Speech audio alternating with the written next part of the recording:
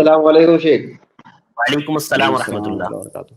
ناپاکی میں نماز پڑھ لیے اور چاروں ٹائم کی نماز اور عشاء کے ٹائم میں معلوم پڑا تو پھر اس کا کیا کیا جائے نماز کا؟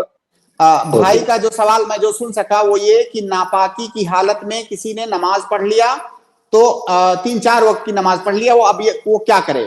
تو بھائی سے 2 استفسار ہے، 2 چیزوں کو کلیئر کریں. پہلے وہ یہ بتائیے کہ ناپاکی سے آپ کی کیا مراد ہے، ایک یہ، دوسرا یہ کہ کیا اس نے جان بوجھ کر کے ایسا کیا ہے یا کیسے کیا ہے، غلطی سے کیا، بھول کے؟ احتلام ہو گیا تھا، جان بوجھ کے نہیں کیا.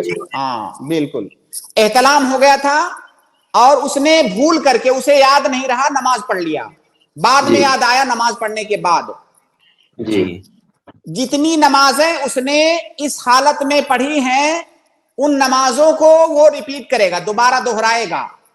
جتنی نمازیں بھی اس نے بھول کر کے ناپاکی کی حالت میں پڑھ لیا ہے اتنی نمازوں کو دوبارہ وہ پڑھے گا، کیونکہ اللہ کے نبی صلی اللہ علیہ وسلم کی ایک حدیث ہے، لا يقبل اللہ صلاۃ من احدث حتی یتوضا.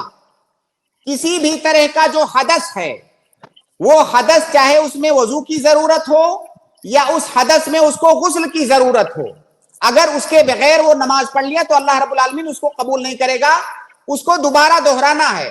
دوسری بات یہ، جو اس نے بھول کر کے کیا ہے تو اس بھولنے پر اس کو گناہ نہیں ملے گا. اگر جان بوجھ کر کے کیا ہوتا تب تو وہ گنہگار بھی ہوتا اور اسے توبہ بھی کرنا ہوتا، لیکن اس نے بھول کر کے کیا ہے، لہذا اس نے کوئی غلط نہیں کیا ہے، غلطی نہیں کیا ہے، اس کو گنہگار نہیں کہا جائے گا. البتہ اس کی نماز نہیں ہوئی ہے، اس کو نماز دہرانا ہوگا.